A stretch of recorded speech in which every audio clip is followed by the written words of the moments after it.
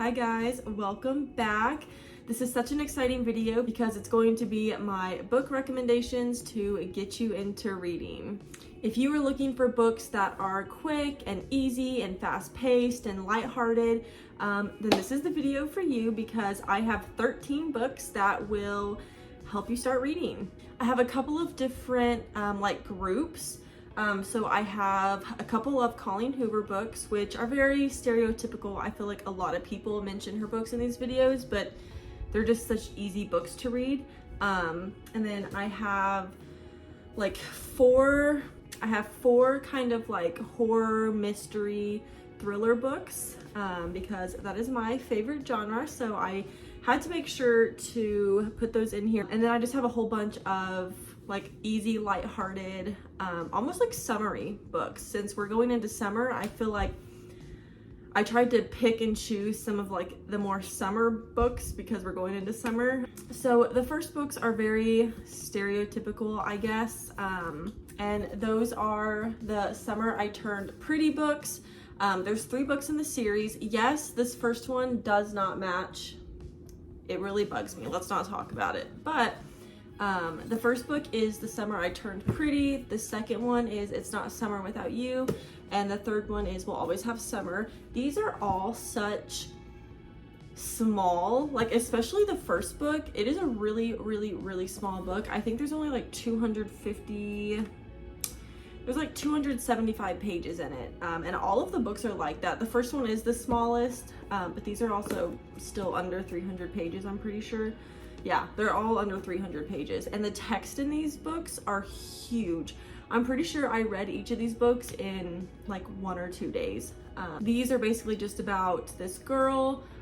She goes to Cousins Beach every summer with her brother, and then the people who own the beach house is Susanna, the mom, and then she has 2 boys, Conrad and Jeremiah. And it's just basically about their summer at the beach house. And then as the books go on, it talks more about their college life and just how, you know, they still go back to the beach in every book, but it's just about their life and their relationships. These are some really, really, really good books. If you're between the ages of like 16 and honestly like 30, I feel like you would enjoy these books. It is YA, but I'm 23 and I freaking loved these books, so you should try these. So my next book is Better Than the Movies by Lynn Painter. I actually just finished this book like this morning, but it was so good. I had not read any books by Lynn Painter. I had just finished a horror book or like a thriller book, so I wanted something super lighthearted. And I looked up like summer book recommendations on Amazon and this popped up. And I know that so many people love this book, so I was like, I'll give it a shot. And this book was just, the plot was so easy to understand, and the book flowed just like this. It was so good. There's basically this girl Liz and this guy Wes, they're neighbors, and they've been rivals since they were kids. I wouldn't call them enemies. I think this is supposed to be like an enemies to lovers thing, but I don't even think they were ever enemies really. But they make a deal because Liz is trying to get with her friend Michael, who just moved back after not living in the same area as them for a long time. And so her and Wes come up with the deal that she will do something for him if he helps her get to Michael, because Wes and Michael are friends. It's just a very easy to understand, fun little book. It is a little bit thicker. It is like almost 400 pages, but the text in this book, the text really in all of these books are pretty big, which is what kind of makes them easier to read because they just fly like that. But I would definitely give this book a shot. It's so easy and lighthearted, and I just really, really liked this book, and I want to read more books by her. The next book is Archer's Voice by Mia Sheridan. I read this book a couple of months ago. This is the only book in this video that has really small text, and it is a pretty thick book. This one also has close to 400 pages, but this is a really, really good like summer romance book. It did make me cry a little bit at the end, so if you don't like crying at books, it's not a bad kind of cry though.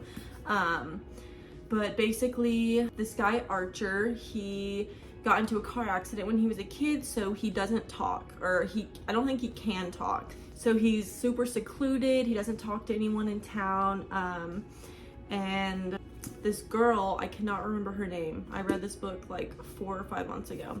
She moves to Maine to get away from something that happened back at home. She wanted to get away, and she meets Archer, and they basically hit it off. She thinks he's so interesting and sweet and cute and funny, and she knows sign language, so she's able to communicate with him, and it just goes over their whole little romance. They live in this cute little like lake town in Maine. Yeah, definitely a cute book. It's a little bit sad at the end, but I would definitely give this book a shot. Okay, I'm gonna move on to some like mystery thrillers real quick. So the next book is Then She Was Gone by Lisa Jewell. This one is one of the first books that I read, I believe, when I got back into reading. And it really spiraled from here. This book was, the plot twist at the end of this book was insane. I love a good plot twist in a book. Mystery is my favorite genre of all time, so having a good plot twist in a book really just like seals the deal for me. And if you're like that, then you definitely should read this book. I feel like it is kind of easy to guess where the book is going, but that doesn't matter because it's a really good book. Basically, this girl goes missing and her mom has been looking for her for like 10 years or something. It's been a while. And it just unravels and you see what happened to the girl. It goes from like her perspective after she went missing. And then like back to the mom's, and the mom meets a guy who has a daughter who looks just like her daughter that went missing. And from right there, it had me because it was just so interesting. This book is just, I would reread this book. I actually do want to reread it soon because that is how much I love this book. I think it was one of my first 5 stars too. So definitely recommend this. This video is literally going to be so long. I'm like not even halfway through yet. So the next 2 I'm going to mention very quickly. These are both by Riley Sager. Don't know how to say his last name. Sorry. But that is Survive the Night and Home Before Dark. So Home Before Dark was actually the very first book that I read when I was getting back into reading. I think I read this in like August of 2022 or something. Maybe it was a little bit earlier, which is probably right around a year ago today, which is crazy. This book was pretty good. Looking back, I don't think I enjoyed it as much. Like if I were to reread it, I wouldn't have enjoyed it as much, but considering it being my first book, it was very easy to read. It was a good mystery. This one also has kind of small text. Okay, well, this one doesn't have big text either, but this book was clearly good enough to get me into reading, so that's really all I have to say about that. It's just, all I'm going to say about this is it gives Haunting of Hill House vibes. If you have seen Haunting of Hill House, this book is literally that. Like at first, I had to check to see if Haunting of Hill House was like based off this book because that is how similar it is, and I freaking loved that. The other one by the same author, Survive the Night. I gave this book 5 stars when I read it. It was such a good mystery to me, and considering that they're in a car like 95% of the book, I can't believe I gave it 5 stars, but I did. So this girl, she's at college, but she's trying to go home, and she lives a couple of states away, I think, or maybe just a state away. Either way, it's like a 7-10 hour drive, something like that. So she accepts a ride from a stranger who claims that he's also a student at the university. So she feels safe, but there have been murders that have been happening at her university for a couple of years. So she's a little skeptical, but she does it anyway. And it just, I feel like you can already tell where the book is going from what I just said, but it takes place in the car almost the whole time. Was surprised that I liked it, but I gave it 5 stars. Such a good book. I love seeing everything unravel. Just such a good mystery. Okay, now on to all of the Colleen Hoover books. I'm going to go through these very quickly because this video is already almost 14 minutes long and I still have 5 books. So the first 2, everyone knows what these books are, and that is It Ends With Us and It Starts With Us. It Ends With Us is the first one that came out years ago, and then she came out with It Starts With Us just this past year. I would definitely say It Ends With Us. If you're gonna read one of the two, one, you kind of have to do this one, because I don't think you would understand It Starts With Us if you didn't read this one, because this is more of Atlas's perspective. But this book is what made me fall in love with reading. It is a pretty heavy book, but I will say this book is very heavy-hearted, I guess. It does talk about abuse and like bad relationships and the hardships in relationships. So if you're sensitive to that kind of stuff, maybe don't read this book. I know that a lot of people, this book is a little controversial on what genre it should be in, because people don't even think it should be a romance. And I wouldn't say, actually I would say it's a romance, but it definitely has some hints of darker things in it. But this is just this girl Lily, she falls in love with this guy. He ends up not being what she thought he was. And so she's going back and forth on if she should stay with him or not. And then a guy from her childhood comes back into the picture. And it's just it's a very entertaining book, because your emotions are kind of all over the place. And then this book is Atlas and Lily's perspective. But yeah, these are some very, very, very good books. Okay, next is Ugly Love. This was such a sad book, but it was so good. This girl Tate, she moves in with her brother into his apartment, and across the hall lives Miles, and it kind of traverses their relationship, and they slowly, very slowly fall in love, but neither of them will admit it. And this one jumps back and forth between present time and past time. I used to not like books like that. I still don't know how I feel about them, but in this book, it was actually really good, and I bawled my eyes out. Not bawled my eyes out, okay, but it was really sad. I also cried at the end of this book, hint, Ugly Love. But yeah, if you're looking for a good, just like, I don't know, cute little romance and then sad at the end, I don't know what I'm saying, but this is a really, really good book too. I just ripped my phone away from the window so fast because the Amazon guy was delivering my new books, and he like walked past the window, and you could probably see me filming. That was a disaster. Anyway, I only have 2 more books. One of them is Verity, and the other one is Reminders of Him. So I read Reminders of Him a couple of months ago, and I'm just gonna be honest, I did not like this book at first. The first half of this book was like, I almost wanted to put the book down. I don't know what it was, because everyone likes this book. Like, everyone likes this book. Yeah, well, I did not at first. Slowly though, I don't know what changed. I guess I just got to a certain part, and it just like clicked in my head. I was like, no, this is a really good book.